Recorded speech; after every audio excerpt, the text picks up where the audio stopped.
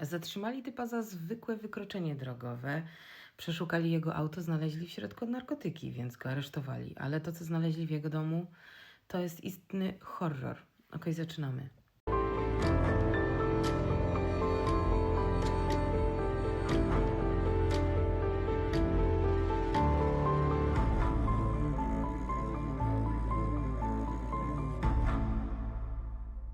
Mówię tutaj o Eugenie Horszu, 44-latku, który został właśnie w Filadelfii zatrzymany przez policję. A to, co na ten moment w tej sprawie wiemy, to to, że prawdopodobnie może się okazać, że jest najstraszniejszym seryjnym zabójcą w dziejach świata.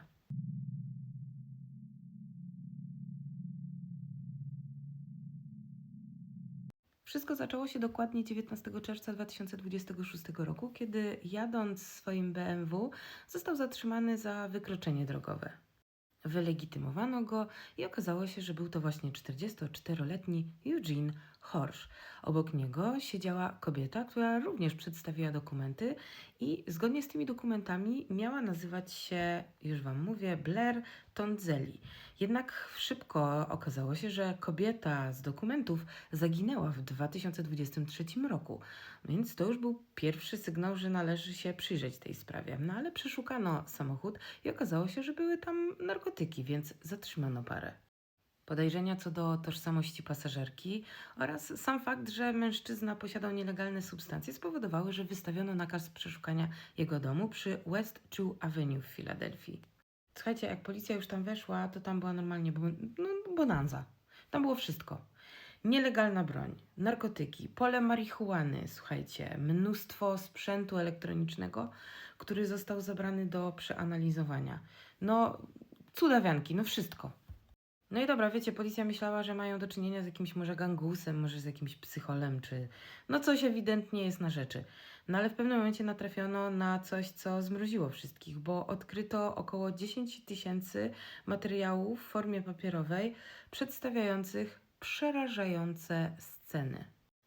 Były to nie tylko rysunki przedstawiające mordowanie ludzi i ciała, ale również i zapiski sugerujące, że ten, kto to napisał, przeprowadził mnóstwo morderstw. Potem szukano dalej i w sprzęcie elektronicznym odnaleziono, słuchajcie, 600 tysięcy zdjęć przedstawiających bardzo drastyczne sceny wykorzystywania i mordowania. Plus 70 tysięcy nagrań wideo przedstawiających, no właśnie dokładnie to, o czym Wam powiedziałam. To normalnie wyglądało, jakby ten typ na tym sprzęcie elektronicznym miał cały darknet u siebie w domu. Rzucono tam wszystkie możliwe siły, jakie tylko są. Jest FBI, jest policja, jest DEA, czyli ci od narkotyków. No naprawdę śledztwo jest potężne. Słuchajcie, po tym pierwszym przeszukaniu przeprowadzono 95 kolejnych, bo naprawdę tam było tyle tego wszystkiego, że tego się nie dało na raz ogarnąć. Ale w międzyczasie zaczęto badać te nośniki danych i na dzień dzisiejszy podobno jest dopiero niecałe 10% przeanalizowane tego. I podczas badania i analizowania właśnie tych nośników danych odkryto pewną straszną rzecz. Już oczywiście abstrahując od tego, co tam w ogóle było, bo to wszystko było obrzydliwe, to na tych nagraniach znaleziono wizerunki dwóch kobiet. Słuchajcie, pierwsza to Maribel Freses, która zaginęła w 2018 roku, a druga to Gabriela Amarando, która zaginęła w 2012 roku. Nagrania sugerują, że obydwie kobiety niestety nie żyją i wszystko wskazuje na to, że do morderstwa doszło wewnątrz domu przy West Chow Avenue. Na części nagrań kobiety widać, że są jeszcze żywe, natomiast ewidentnie dzieje im się krzywda. Natomiast na innych, no już wszystko wskazuje na to, że widać tylko i wyłącznie ich martwe ciała.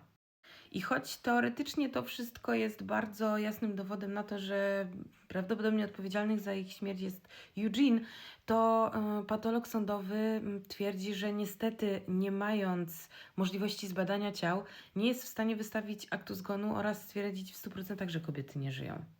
Ale samo to wystarczyło do tego, żeby zatrzymać Eugene'a i przeprowadzić z nim, powiedzmy, rozmowę. No ale co jeszcze znaleziono w tym domu? No, między innymi znaleziono, słuchajcie, kilka pojemników, takich ala urn, w których znaleziono ludzkie szczątki.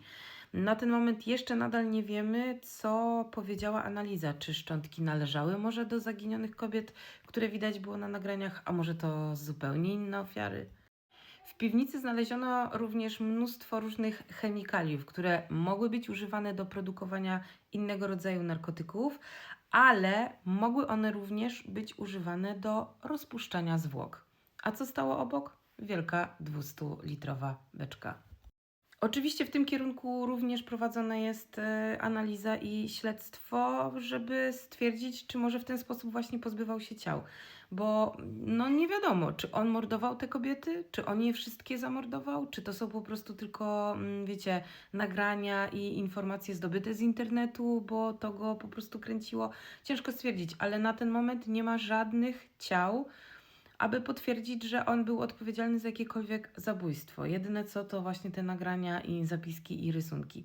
No ale rzeczywiście w taki sposób mógł się pozbywać ciał, więc z historii wiemy już, że niejednokrotnie w taki sposób się ciał właśnie pozbywano i długo sprawca był niewykrywany, więc może rzeczywiście coś jest na rzeczy.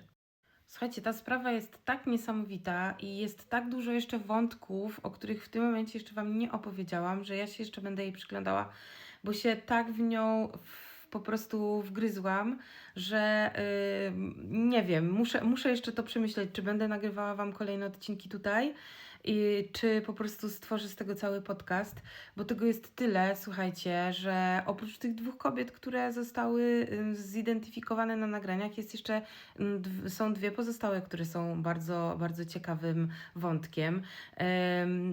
Kim jest kobieta, która została znaleziona w aucie razem z Eugene'em podczas aresztowania? To też jest badane.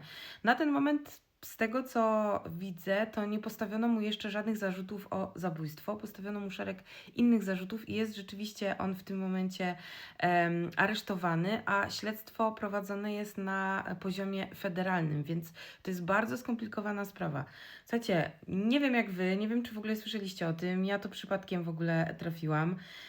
Nie wiem, myślicie, że dopiero to jest wierzchołek góry lodowej, czy może to jest po prostu false start i rzeczywiście to jest po prostu zwyrol, który jara się obrzydliwymi nagraniami, a może on naprawdę to wszystko zrobił i to on przeprowadził i te wszystkie nagrania pokazują jego morderstwa. No ja jestem niesamowicie ciekawa, będę śledziła tę sprawę i mam nadzieję, że Wy również będziecie ją śledzić razem ze mną i czekajcie na kolejne nagrania albo na cały podcast. Jeszcze nie wiem. Dobra, dzięki, pa!